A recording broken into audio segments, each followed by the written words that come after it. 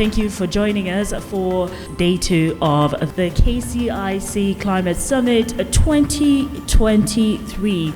I would like to call the CEO of KCIC to usher in our guests. Yesterday we had most speakers being policy people, basically just laying the groundwork for climate finance. As you know, unless policy is right, then finance doesn't flow, and therefore create the real impact that we are looking for. Thank you very much, and feel welcome.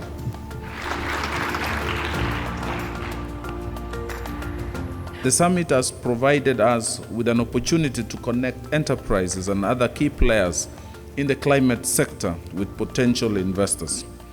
As you are aware, climate change has emerged as a major global concern due to its impacts on ecosystem causing adverse socio-economic consequences. We require global cooperation among governments, private sector, businesses, and communities to apply innovative approaches supported by enhanced climate financing to mitigate climate change effects. And this calls for joint action to make our societies more sustainable and resilient in the long term. From the European Union side, the green transition is a key priority internally and in our partnerships around the world. We can feel the pressure that our country is experiencing at this moment economically. How do you create jobs and dignified livelihoods for young Africans at the scale that we need them for our growing population? So how do we do that? I think the answer lies in climate. Economic development is necessary for African countries. We have young people that need work. Building jobs that are sustainable for the climate, then really we should be focusing on the private sector. And that's why I'm really excited to be at this summit and to see all the different innovations that are coming up. The Kenya Climate Innovation Center has over a decade been instrumental in supporting MSMEs to build their capacity, support and incubate climate startups and entrepreneurs. So on matters of policy, on matters of legislation, regulation, we are your partners, and I commit we will journey together. It is key to ensure that you have the right environment to operate in, where you can access the finance you need, tap into the skills required for implementing your green solutions, and you also have a conducive space to learn and grow.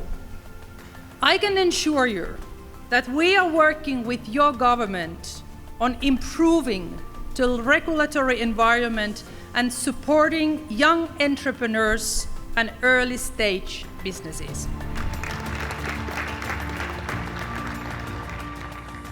One of the challenges that we see across the continent is that there's a lot of policy, a lot of very good policy, but implementation, where the rubber meets the road, there's a bit of a challenge. So one of the things that we do at the Global Energy Alliance is market shaping, which is supporting ventures. We provide highly concessional capital that then brings in the private sector capital that is required for us to go from a couple of $1 million to billions of dollars that we actually need to make a difference in the climate space.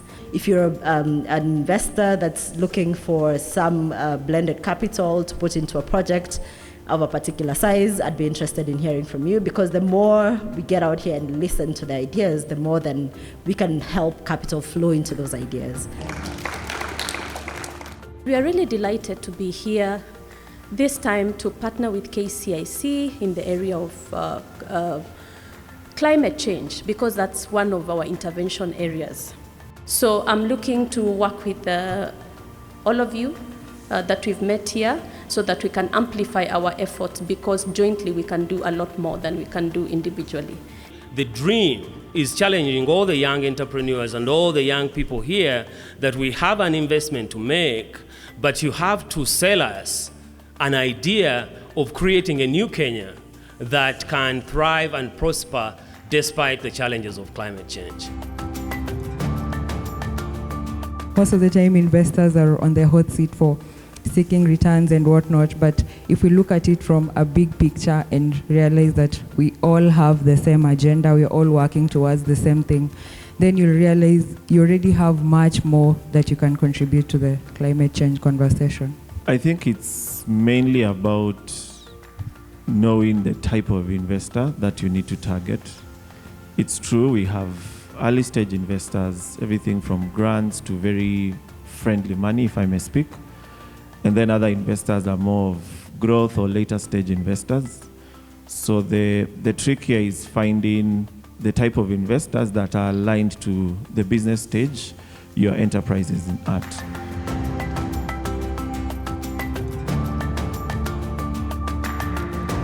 KCIC is actually one of the organizations that has adopted those innovative approaches to financing women, to financing youth, and I think that is a milestone.